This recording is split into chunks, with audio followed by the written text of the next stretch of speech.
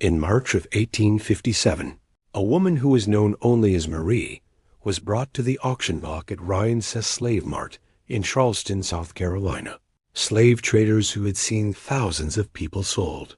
Marie was described in the auction advertisements as being approximately 25 years old, unusually beautiful, with features that suggested mixed European and African ancestry. Skilled in French and English, trained as a lady's maid and seamstress, and possessing a refinement and education that was extraordinary for an enslaved person. But within 30 minutes, it had climbed to an unprecedented $9,000 as wealthy Charleston men competed desperately to own her. The final price was $9,200, paid by a plantation owner named Alexander Thornhill, who outbid over a dozen other men, and who paid more than 4 times what skilled male field workers typically sold for, and more than had ever been paid for a female enslaved person in Charleston's history. That her story before arriving at the Charleston auction was far stranger and more complex than anyone imagined, and that the truth about her identity would eventually create one of the greatest scandals in antebellum Charleston society. This is Epoch of Fear, where we uncover the truth behind the most mysterious figures in American history. Maria's appearance at Ryan's Slave Mart in March 1857 was the culmination of a journey that had begun years earlier in circumstances that remained obscure even after extensive investigation by people trying to understand who she really was. The slave traders who sold her claimed she had been the property of a common story that was plausible enough that most buyers did not question it. But the documentation supporting this story was suspiciously minimal. No bills of sale from previous owners, just vague claims about New Orleans. In retrospect, these gaps in documentation should have raised suspicions, but Marie herself was such an extraordinary presence that buyers focused on what they could see and verify about her current qualities rather than asking too many questions about her past. She spoke French fluently with what observers described as a Parisian accent rather than the Louisiana French that would have been expected from someone raised in New Orleans. She carried herself with a dignity and self-possession that was unusual, and that suggested she had been raised in circumstances very different from typical enslaved people. And she possessed knowledge of literature, music, and culture that could not be easily explained if she had spent her life as a servant in Louisiana plantation houses. Ryan's Slave Mart was located on Chalmers Street in downtown Charleston, a 2-story building with a large showroom on the ground floor where enslaved people were displayed to potential buyers before being led to the auction block. Many of them wealthy plantation owners and merchants who had come specifically because advertisements for the auction had promised an extraordinary offering of unusual quality. Marie was brought into the showroom wearing a simple but elegant dress that the traders had provided, and her appearance immediately created a sensation. She was light-skinned enough that she might have passed as white in contexts where no one was looking for signs of African ancestry, with features that suggested she might be octoroon, or possibly even lighter in terms of the racial classification obsessions that characterized the period. Her bearing was composed and dignified despite the degrading circumstances of being displayed for sale like livestock. And when the auctioneer asked her to demonstrate her abilities, encountered someone who might have been a wealthy man's daughter if not for her legal status as property. The frenzied bidding that ensued revealed the toxic combination of desire, power, and the peculiar sexual economy that existed in the slave. Several of the men bidding for Marie were known to keep enslaved mistresses, a practice that was common despite being officially condemned by the churches and by respectable society.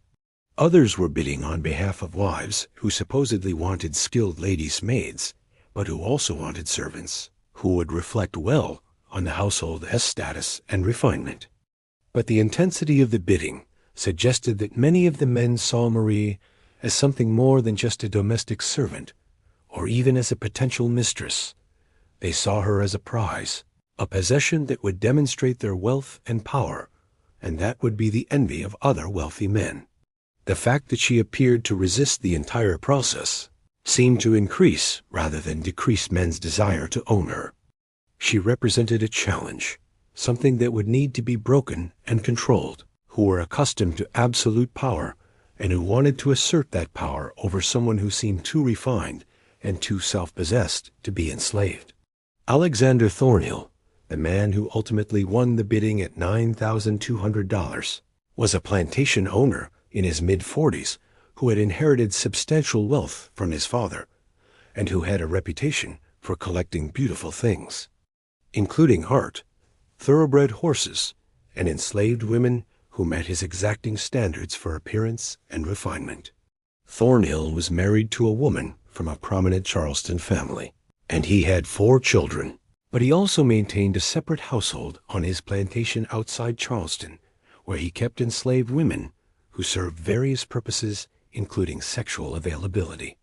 Marie was purchased explicitly for this separate household, and Thornhill made no pretense that she was being acquired for his wife's use or for any legitimate domestic purpose. The price he paid was so high that it created financial strain, even for someone as wealthy as Thornhill, requiring him to borrow money and to sell other assets to cover the cost. But he was determined to own Marie regardless of price, partly because he desired her specifically, and partly because paying the highest price ever recorded for a female enslaved person in Charleston was itself a demonstration of wealth and power that enhanced his status among the city's elite.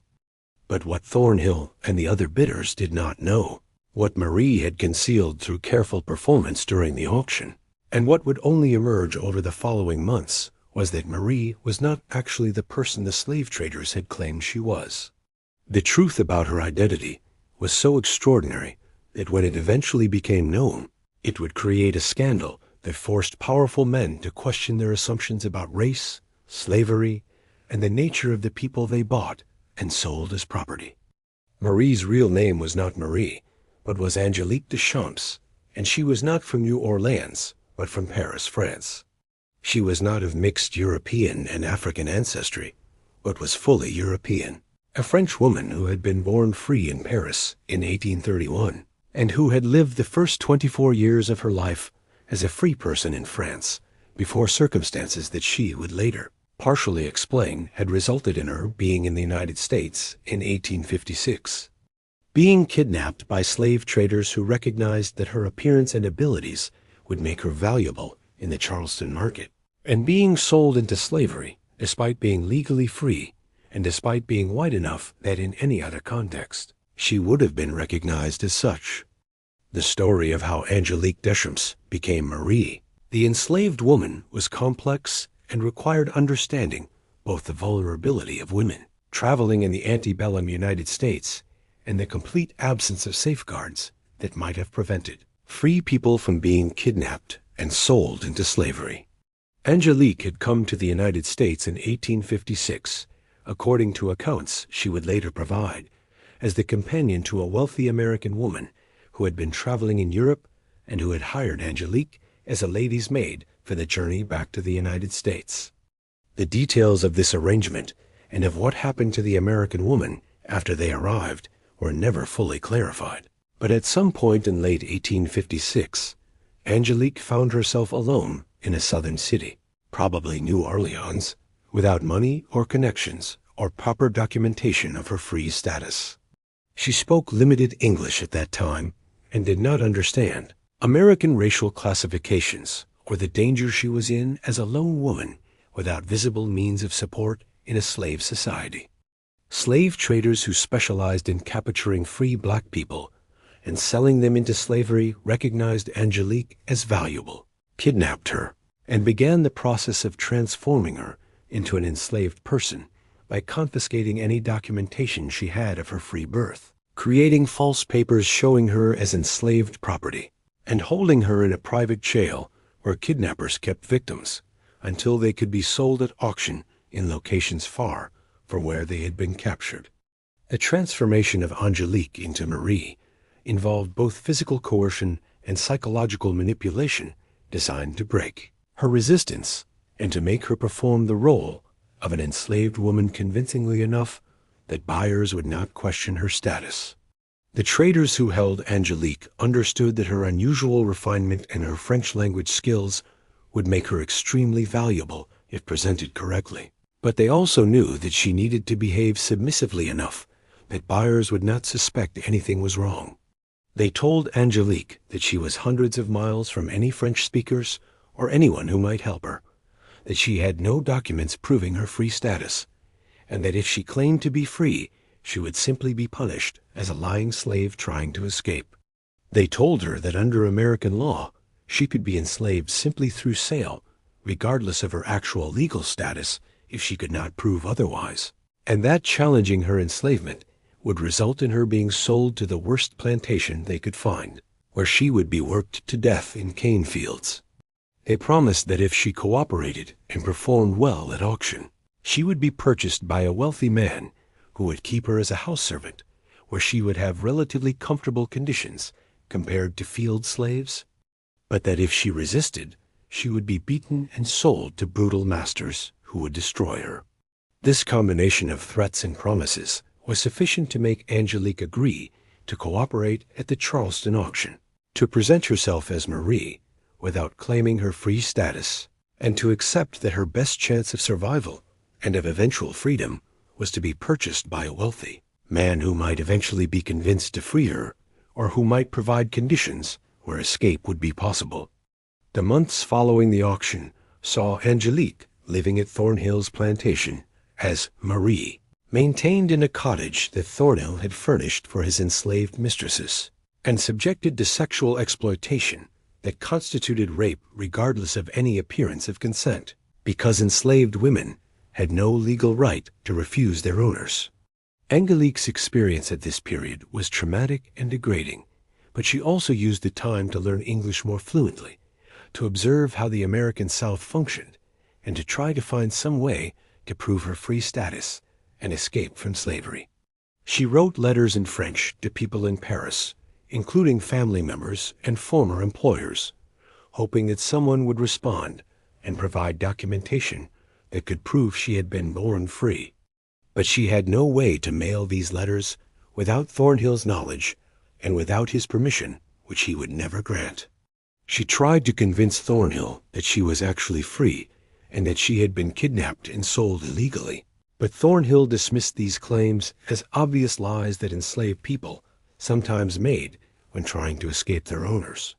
Angelique's refined manners and French fluency and European cultural knowledge, which had made her valuable at auction, were now used by Thornhill as evidence that she had been well educated by previous owners, rather than as evidence that she might actually be telling the truth about having lived free in France. The very qualities that made her story believable should have made it believable. But Thornhill and others refused to seriously investigate her claims because acknowledging that they had purchased and were holding a free white woman would have been legally and socially catastrophic. The breakthrough in Angelique's situation came in early 1858, when a French diplomat visiting Charleston on official business heard rumors about an enslaved woman at a local plantation who spoke Parisian French and who claimed to have been born free in Paris. The diplomat, whose name was recorded as Henry Beaumont, was intrigued enough by these rumors to investigate, and he managed to arrange through local French-speaking contacts to meet with Angelique privately, despite Thornhill's attempts to control her interactions with outside visitors. When Beaumont spoke with Angelique in French, he immediately recognized that her accent, her vocabulary, and her cultural references were genuinely Parisian and could not have been learned secondhand by someone raised as a slave in Louisiana. He began taking seriously her claims about her identity and started investigating whether documentation of her birth and free status could be obtained from Paris. The investigation took months because of the difficulties of transatlantic communication in 1858, but eventually Beaumont received confirmation from Paris that Angelique Deschamps had been born there in 1831 to a working-class family, that she had worked as a seamstress and lady's maid, and that she had left France in 1856 as a companion to an American woman. With this documentation proving that Angelique was a free person who had been born in France, and who had been illegally enslaved. Beaumont confronted Thornhill and demanded that Angelique be released immediately. Thornhill's response to being presented with evidence that he had purchased a free white woman and had held her in slavery for nearly a year demonstrated the toxic combination of denial, self-protection, and racism that characterized even supposedly civilized members of the antebellum Southern elite. Thornhill's first reaction was to claim that the documentation must be fraudulent and that Angelique must have somehow fabricated evidence of French birth. When this claim became untenable, as Beaumont provided additional documentation, and when other French speakers in Charleston confirmed that Angelique's French was genuinely native and Parisian, Thornhill shifted to arguing that even if Angelique had been born free in France, she had legitimately become enslaved through pauper sale, and that he had purchased her in good faith and could not be expected to suffer financial loss because of fraud committed by the slave traders who sold her. He demanded compensation for the $9,200 he had paid, plus reimbursement for the costs of maintaining Angelique for nearly a year, arguing that he was the real victim in this situation. Only when Beaumont threatened to create an international incident by reporting to the French government that French citizens were being kidnapped and enslaved in the United States, and only when local Charleston authorities recognized that such an incident could damage American-French relations and could create serious legal problems, did Thornhill grudgingly agree to release Angelique without demanding compensation. Angelique's liberation in September 1858, more than a year after she had been sold at auction, was accompanied by threats and warnings from Thornhill and from Charleston authorities, who wanted to minimize the scandal and prevent it from becoming widely known that a white European woman had been enslaved and sexually exploited by a prominent Charleston citizen.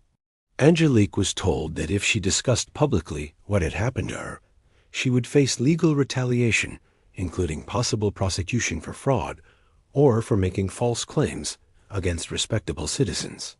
She was pressured to sign documents acknowledging that she would make no claims for compensation for her enslavement, and that she would leave the United States immediately without speaking to journalists or publishing any account of her experiences.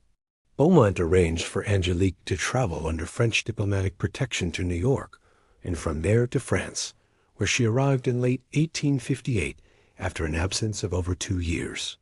What happened to Angelique after her return to Paris was never fully documented, but scattered evidence suggests that she lived quietly for many years, probably traumatized by her experience, but also unable to speak publicly about it because of the agreements she had been forced to sign, and because discussing sexual violence against herself would have violated social conventions about women's respectability that were as powerful in France as in America.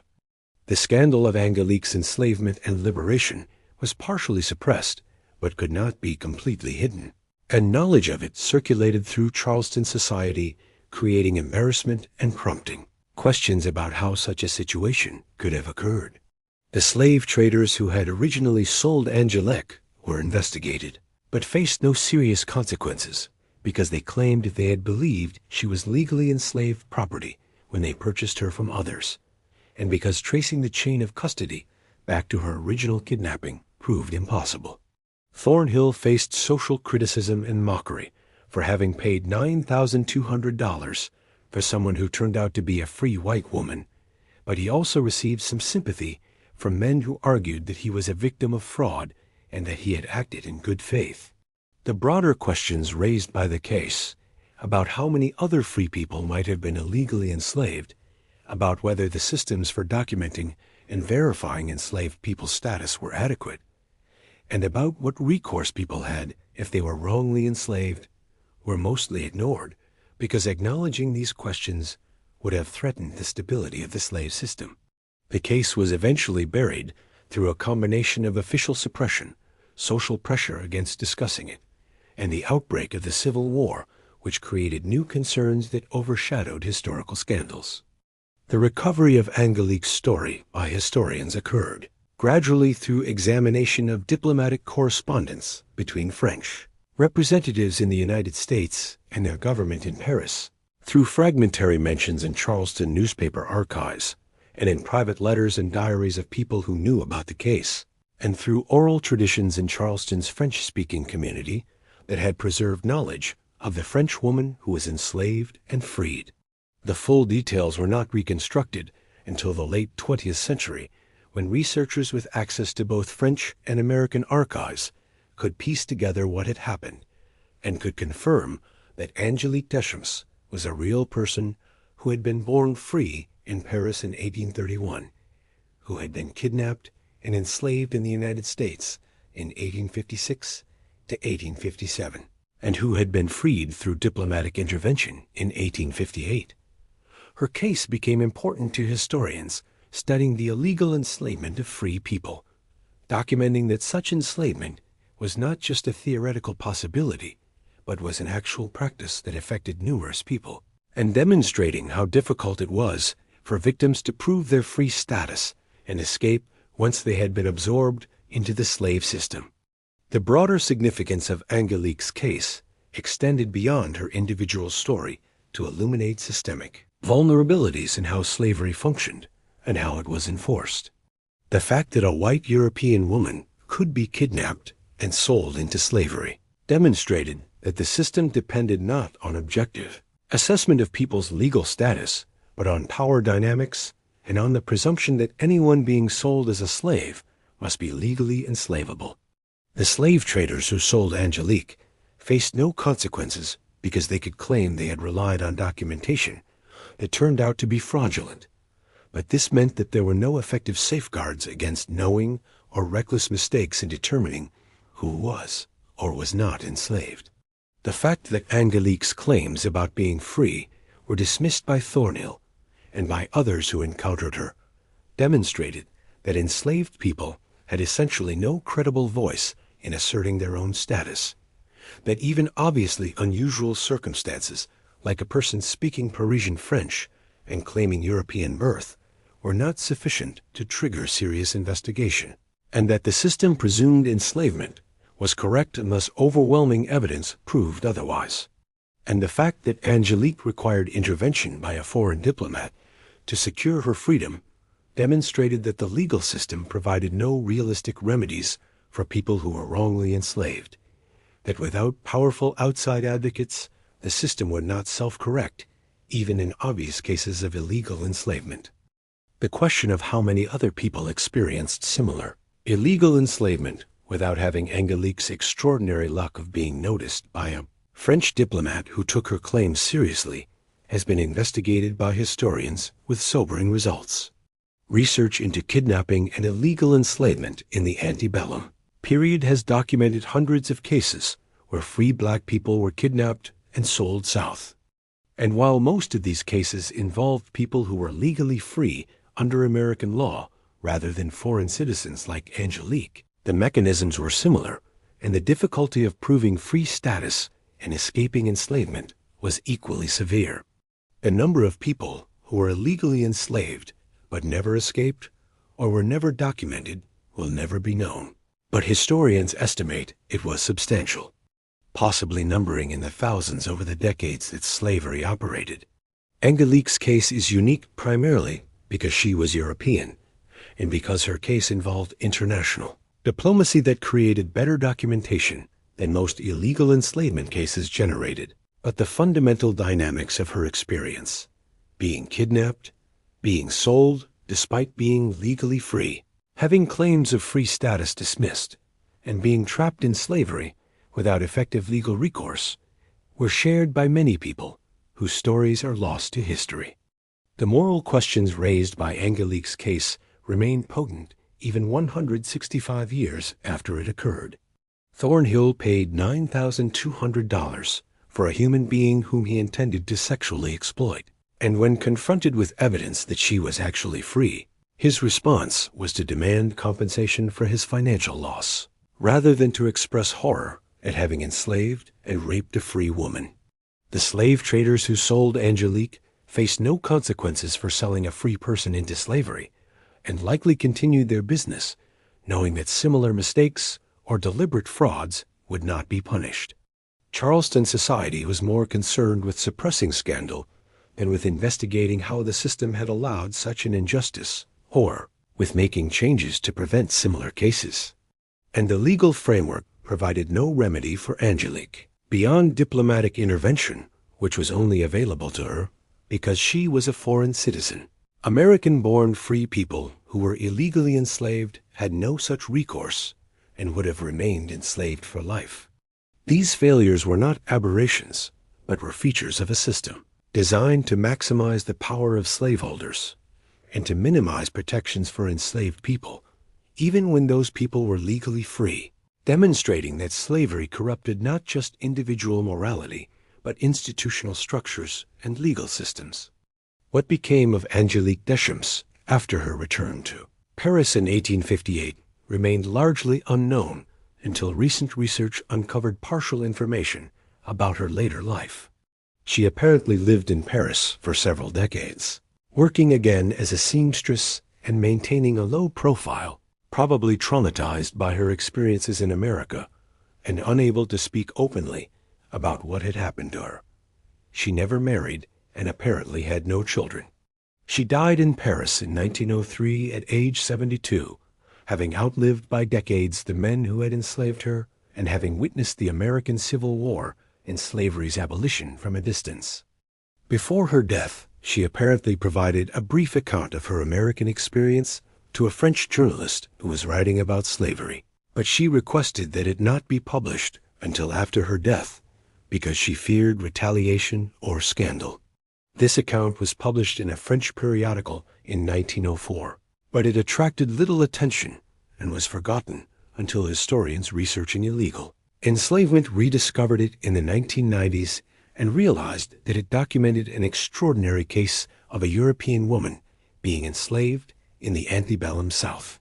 The account confirmed the basic facts about Angelique's kidnapping, enslavement, and liberation that diplomatic records had suggested, and it added details about her psychological experience and about the trauma that had shaped the rest of her life. The significance of Angelique, being the highest-priced female enslaved person ever sold in Charleston, is worth examining because it reveals the toxic intersection of racism, sexism, and the sexual economy of slavery. Angelique commanded such a high price, not primarily because of her skills or her labor value, but because of her appearance and her perceived sexual availability, and because wealthy white men competed to own someone who represented a particular fantasy of refinement and vulnerability that could be dominated and controlled.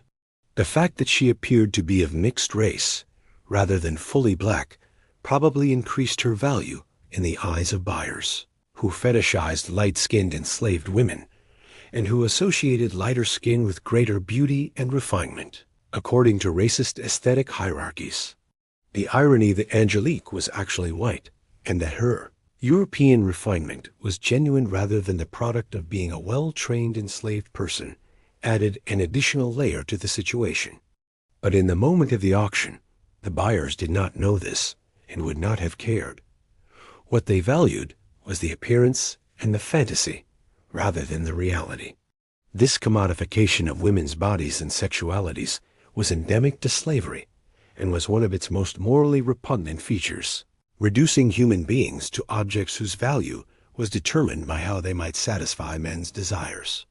The question of whether Angelique should be considered fortunate compared to people who were born into slavery and who had no realistic hope of escape or liberation is complex and reveals the difficulty of making comparisons between different forms of injustice.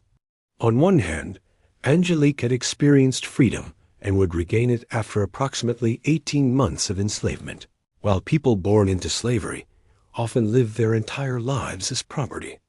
On the other hand, Angelique's transition from freedom to slavery and her knowledge of what she had lost may have made the experience of enslavement even more psychologically devastating than it was for people who had never known anything else. Both forms of suffering were real and profound, and both revealed slavery's fundamental evil of reducing people to property and denying them basic human dignity and autonomy. Acknowledging that Angelique's suffering was real and important does not require minimizing the suffering of people who were born enslaved And acknowledging that she was ultimately freed does not make her enslavement any less unjust or criminal. What lessons should we take from Angelique Deschamps's impossible story? That slavery was so corrupt that even white European women could be enslaved if they lacked the power and documentation to prove their free status. That the legal system provided essentially no safeguards against illegal enslavement and no remedies for victims who did not have access to powerful advocates. That wealthy men would pay fortunes to own human beings they intended to sexually exploit, and would feel victimized when it turned out those human beings were legally free. That international diplomatic pressure was necessary to free one woman when moral outrage and American legal principles should have been sufficient. That the systems for documenting and verifying enslaved people's status were deliberately inadequate, because having such systems would have threatened the stability of slavery by making it harder to maintain. The fiction that everyone enslaved was legitimately enslaved, and that cases like Angelique's, while unusual in involving a European citizen, revealed dynamics of kidnapping and illegal enslavement that affected many people, and that the slave system had no interest in preventing or remedying. Remember Angelique Deschamps, the woman who was sold as Marie for $9,200 in Charleston in 1857, the highest price ever paid for a female enslaved person in that city's history, whose impossible story of being a free French woman illegally enslaved was not believed until a French diplomat provided documentation that could not be ignored. Remember that she was kidnapped and transformed into enslaved property through a combination of violence, fraud, and the complete absence of legal protections that might have prevented her enslavement or helped her escape it. Remember that she was purchased by a man who intended to sexually exploit her and who, when confronted with evidence of his crime, demanded compensation rather than expressing horror at what he had done. Remember that she was finally freed only through diplomatic intervention, available to foreign citizens, but not to American-born free people who were illegally enslaved.